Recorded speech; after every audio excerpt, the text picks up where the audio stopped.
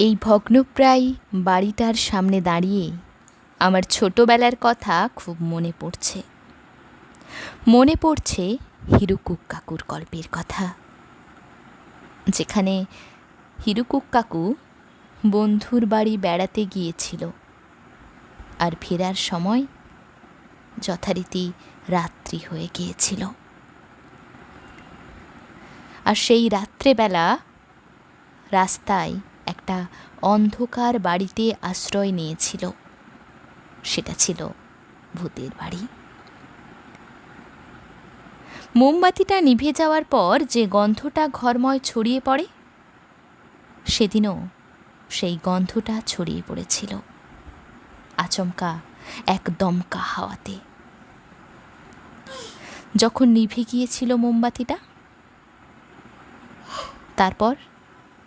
তারপর সেই ভুতুড়ে চিৎকার শোনার আগেই আমরাই চিৎকার করে উঠেছিলাম মা বলে।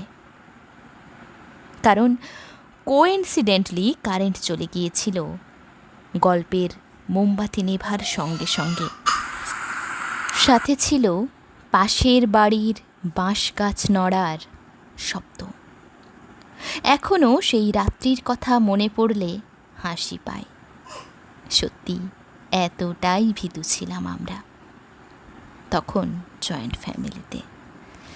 জেঠতুতো দিদিদের মুখে গল্প শুনছিলাম গরমকালে ছাদে বসে বসে। সেই দিদিরা আজ আমার মতোই ব্যস্ত।